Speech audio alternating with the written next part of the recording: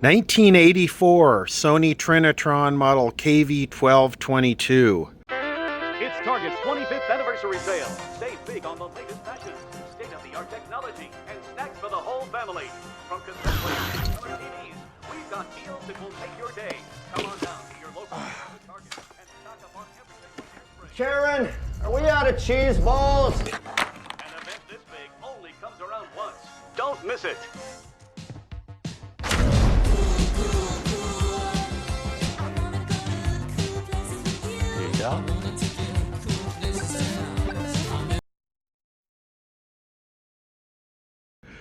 And this TV was the victim of an accident. Basically what happened is this is a hot chassis set.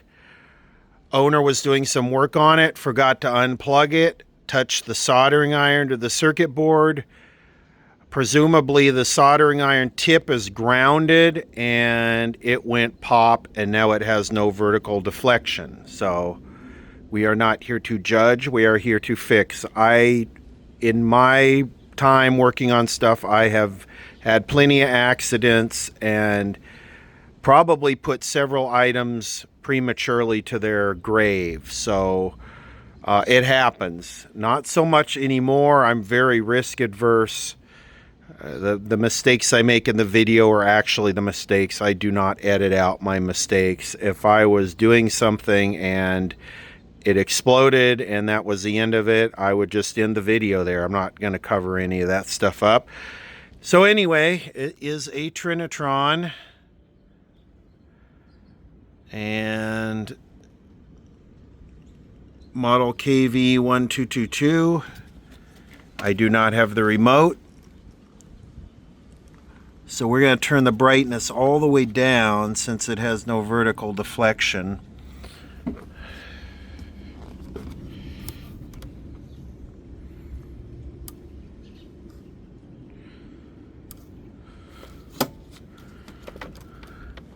It's a little cute little box TV.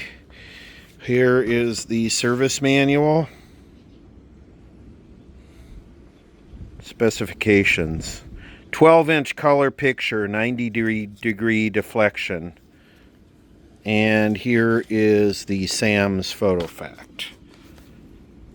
So let's plug it in and turn it on and confirm the complaint, which is it was working perfect, and then an accident happened.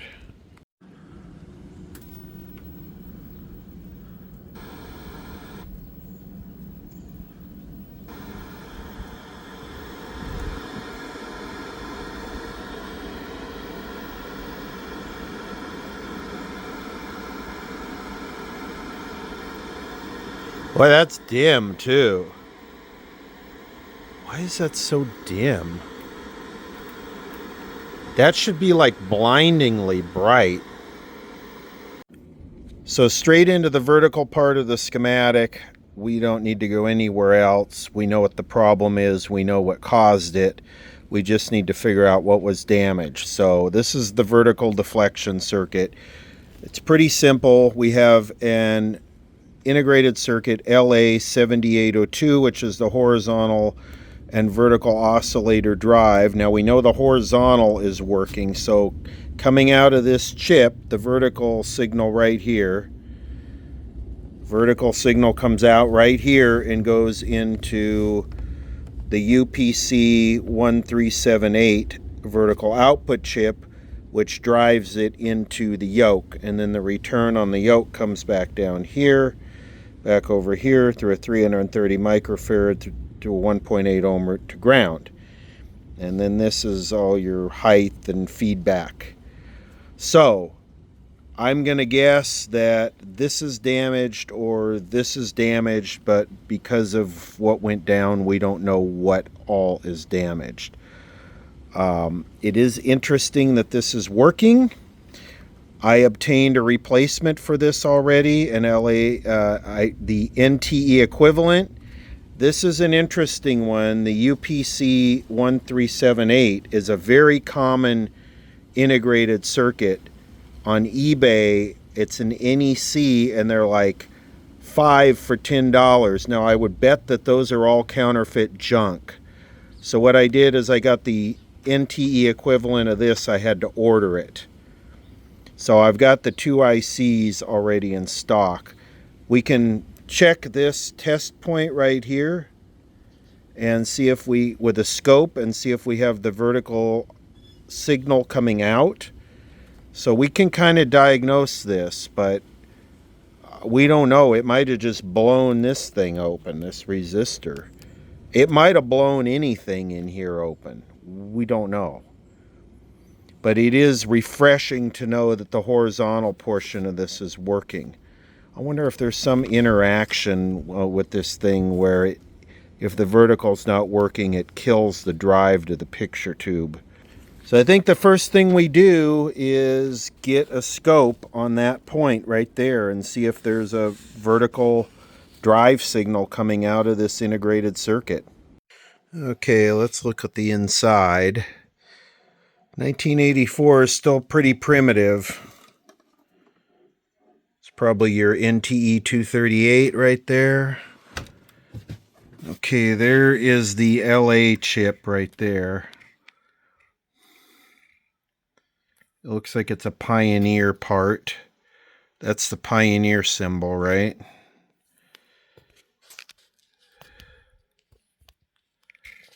Okay, here's the vertical output IC right there. That's the UPC chip.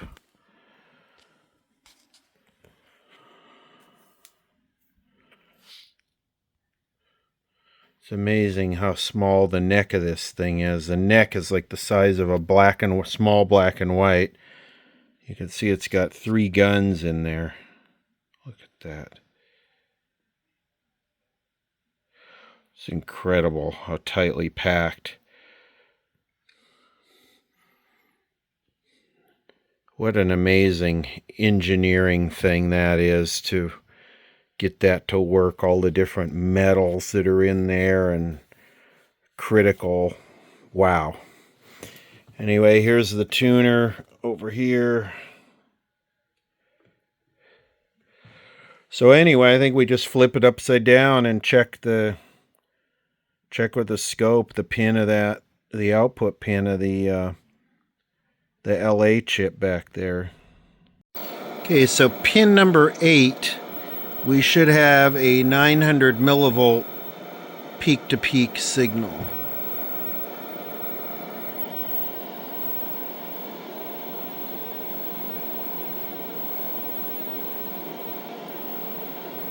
.45 hertz. 2.25 volts. That's a little bit big. Peak to peak is 2.25. That says 0.9, right? Yeah, 0.9. Let's check TP81, pin 4 of the vertical out. Okay, pin 4.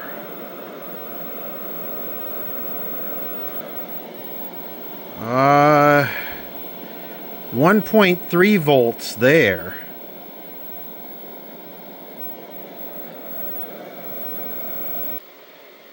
So we should have 45 volts on pin 2.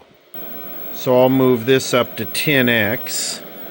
And we will go to pin 2. Okay, so no surprise there, we got nothing. So looks like, suggests that the UPC is fried, the output. Before we can dim it totally, we have 23.7 volts coming through a diode to pin 3, so we should have 23.9 volts on pin 3. Now we're doing DC voltages. And we have 20 volts. Okay, this is that diode. So here we have 21 volts. A little low, a couple volts low. And actually, this is burning freaking hot. So here's what it looks like on the thermal camera. Look at how hot that chip is.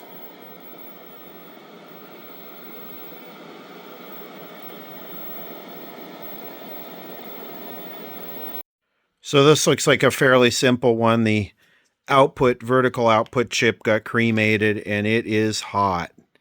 So it's drawing a bunch of power and pulling that voltage down. So, okay, we'll wait until the replacement gets here and we'll pop it in.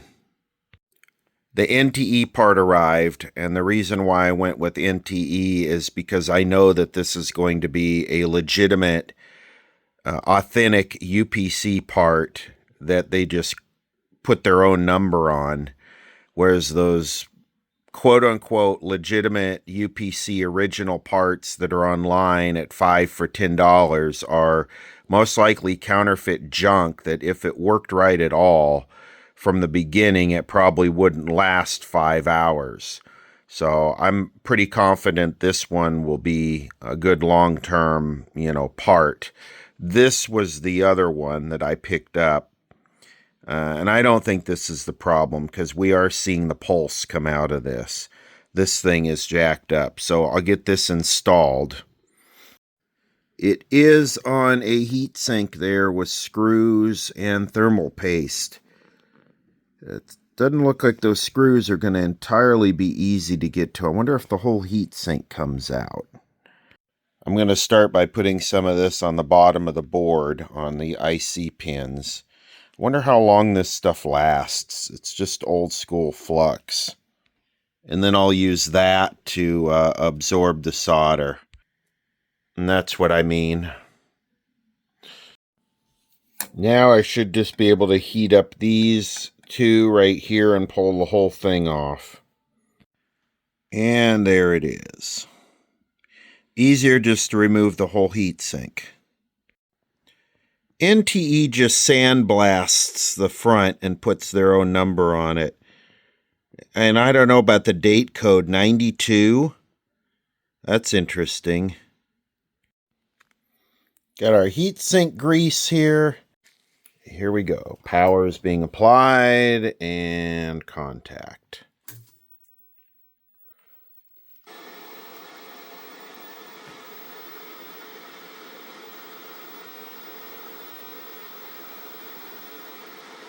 No?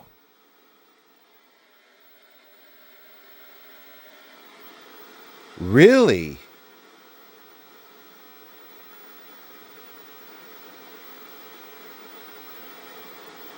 That's not good. Seems a lot brighter now. I'm going to turn the brightness way down.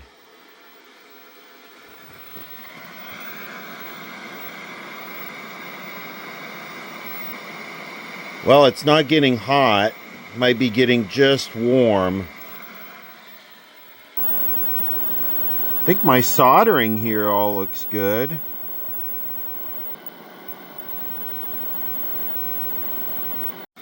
Okay, so again, back to this. Pin 4 is the input, TP81. It should have a 900 millivolt peak-to-peak pulse.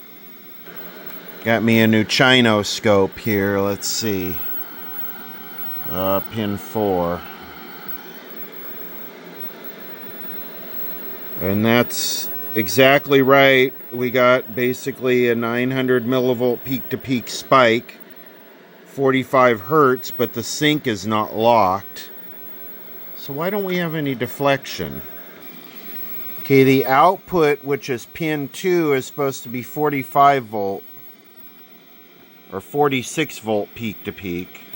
So coming out, that's where I smell something starting to cook. We have 9 volts peak to peak, which we should have 46. It's kind of low. Pin 3, we should have 23 volts. Right on 23 volts. Okay, pin 7, we should have 2 volts. I should check that and see if we have any feedback. Is that feedback? What is that? Pin 2 should be, pin 7 should be 2 volts.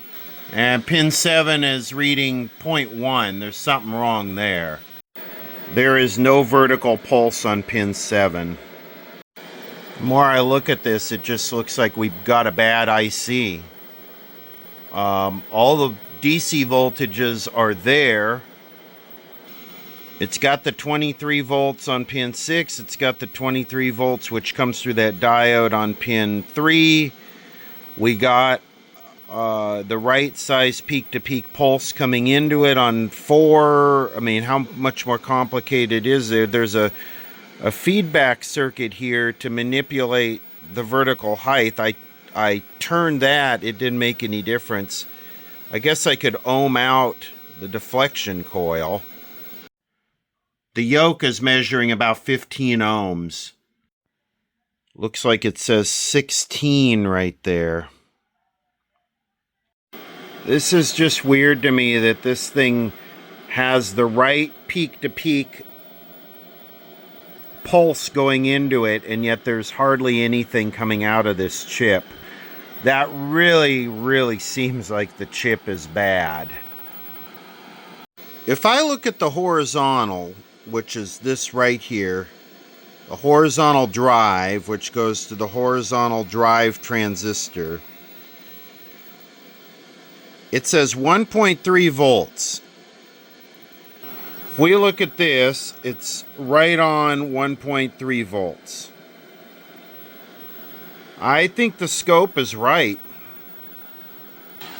I don't know, I'm stumped on this one. The chip is getting warm. The heatsink is warm to the touch. It's about what I would expect. It's not cold, like it's not doing anything. It's not burning hot. It's just like... it's like perfect. It really seems like we got a bad chip. I don't understand that. It came with the little anti-static thing on the bottom of it and everything. I might have a lead here. What I did is I took a break and just sort of thought about this in the back of my head and started wondering, how does this side of the yoke get its reference back to ground? How does this get reference back to ground? Because even if we have 7 volts peak to peak here, why do we have basically no deflection at all? Not even like 5 or 10%. So I started following this, and we got a 1200 ohm here, which this is just centering, so that shouldn't matter. So our reference back to ground is through this. It's an AC coupled 330 microfarad and then a 1.8 ohm. So I'm looking at this. This has been soldered with. I know he was doing some work on this. Then I'm measuring this 1.8 ohm, and it's basically open. So this right here is that capacitor, and then this right here, R531, is that resistor. So on this side, I got ground. On this side, I have, what, 347 ohms? Let's take a look at that resistor. Okay, here's that 1.8 ohm resistor, and it is measuring 85K. It is smoked. So now the happy sunshine smiley face lollipop Joy becomes trying to find a 1.8 ohm 1 watt resistor. I believe these are 3.9 ohms, right? Orange, white, gold. So if I put 2 of those in parallel, we'll be close enough to test the thing. Here's my 1.8 ohm 1 watt test resistor. It does measure right about 1.9 ohms. So let's pop it in and see if it behaves any different. Okay, here we go. Plugging it in, turning it on.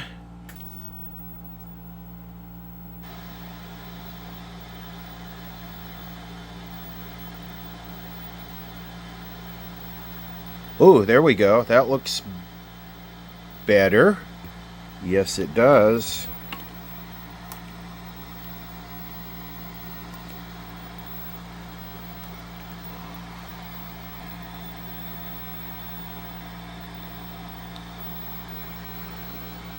Looks like we have some fold over here at the bottom. Wow, well, it's bright now, that's for sure. Yeah, let's adjust the vertical hold. There we go. Wow, is that bright. Why is it so green?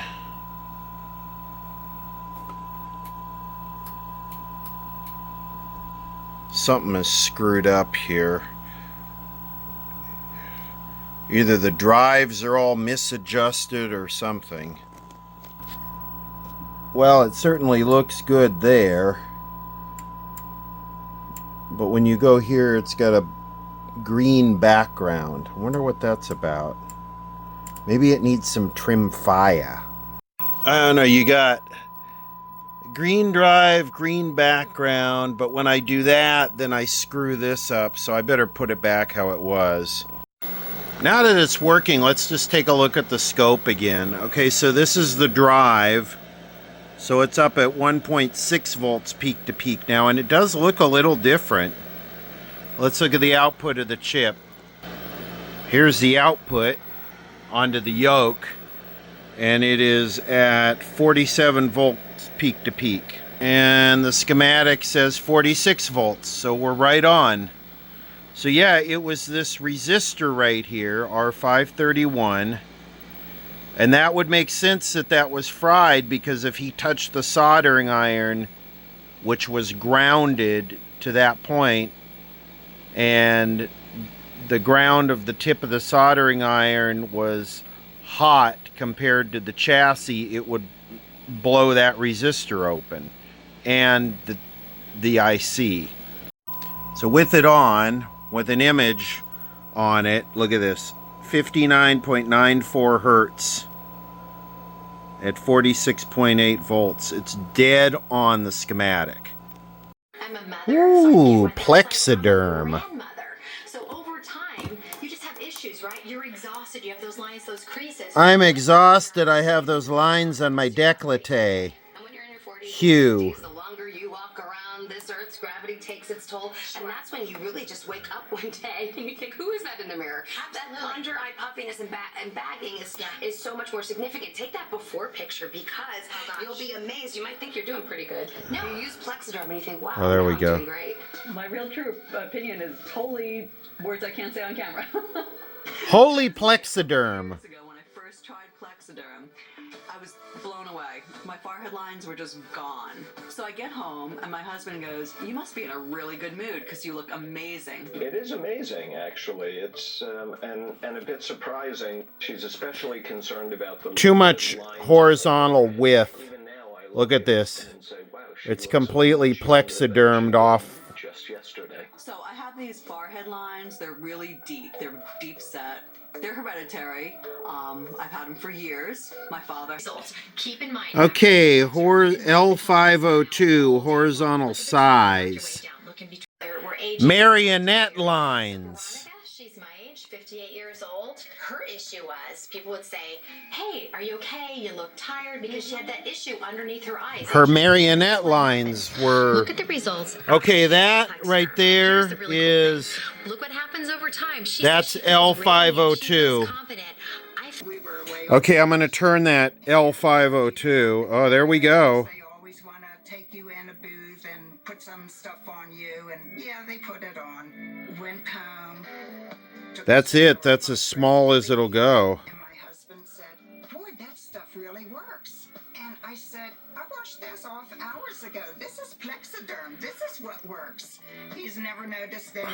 He never noticed what they did earlier in that day, but he noticed. That's really it. I don't like it. I don't like the extra horizontal width. It bugs me to have the text, you know, off the side of the Plexiderm. I don't know. You look at it, some channels seem way too stretched. Well, this is 4x3 because this is filling the whole screen. Look at how dirty this water is. Would you allow your family to drink this? Absolutely. A pond, if you will, of wildfire smoke, dirt, dust, pollen, you name it. And we wouldn't want Necessary nutrients. certainly not for our kids. What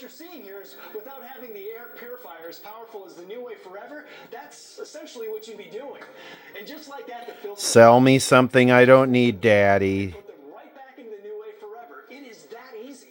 Now think about it. If you have to replace film by optimizing its performance for each surface. But what about the challenge of cleaning along edges and corners? Until now, many of you, to get your edges and corners perfectly cleaned, found yourself using these cleaning tools.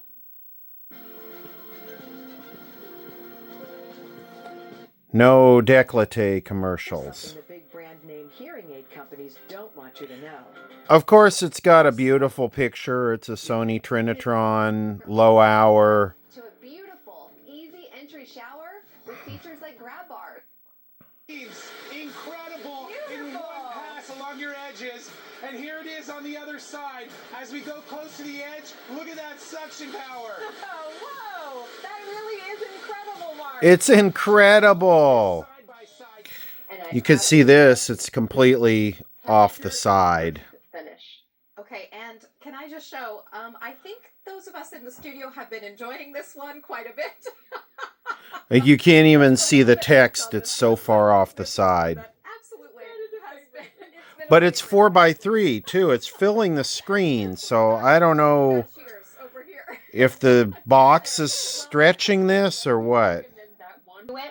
32% off. These will be $89 when it's not on an appreciation. I mean, you would really think if they were trying to sell this junk, they would make it so everybody could read it. And see the phone number. Can't even see the phone number. I've done it. I just got my. But I almost think it's the channel, because if I do this, It is so fabulous. it's not stretched off the screen. It's them. Get samples of things that come to the house.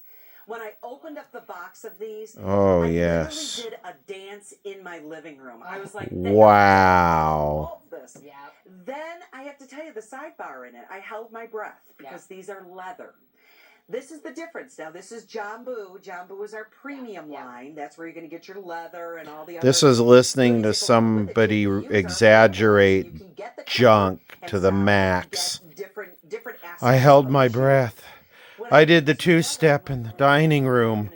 I just couldn't control myself. I got these Chinese leather shoes in the mail. Hold on to your hats.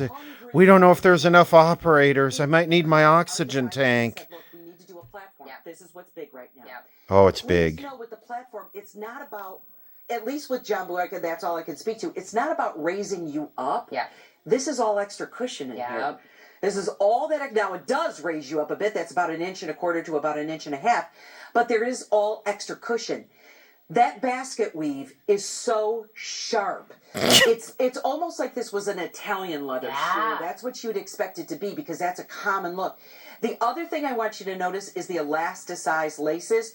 We put, and I think this is the smartest idea, Elasticized we laces. put grommets on Ooh, the grommets. end, so you have something to grab a hold of. The other point is, you open this up, you're just going to slide your foot in. Now you're going to say, is that going to be easy to do? I did it. What you want to do is you want to play with this a little bit, open it up, stretch it out. It's a fresh new leather shoe. Then, as you can see already, look at what I've done is I've opened it up, relaxed it, so that you can get your foot easily in. Look at how we did extra padding all the way around the outer edge. So it is such a sharp, there's cushioning, there's memory foam on the inside. This shoe, bar none, it is just such a fabulous look. Now, a lot of the gals out there, you know what they're doing with these? They're wearing them with skirts. They're wearing them with dresses. That is the look now with the sneaker. That's why Kim, look at how fast, and jean jacket, what has happened with jean jackets? I know. I mean, you have to have a jean I jacket. know. Now with the jean jacket, the sneaker, look at the long dress. I know. She could go from day to evening, out to dinner. She looks like $1 million. I will say, the denim in your hand, every medium sold out. Every medium with it. How about Mannheim Steamroller Live? This ought to get in the Content ID database, huh? Okay, here's just a couple seconds so you can see the greens. Greens. Some more greens.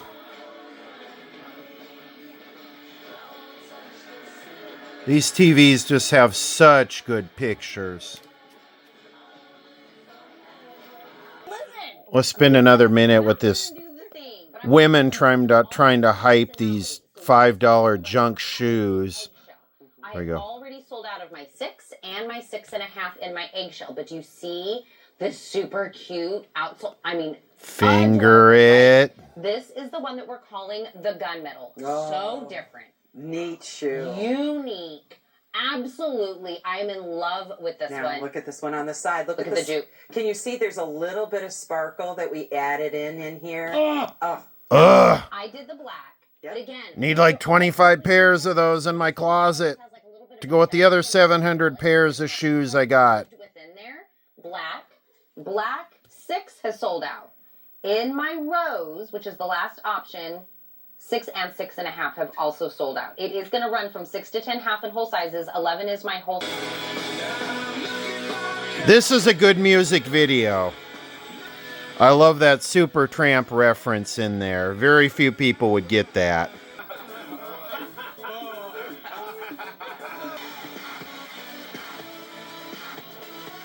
MTV is doing music videos. Say to people, yes, I can make you look younger. Ooh, Using Plexiderm. makeup.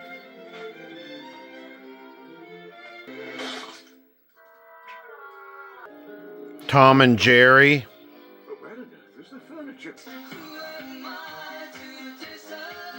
Dropping out of the race.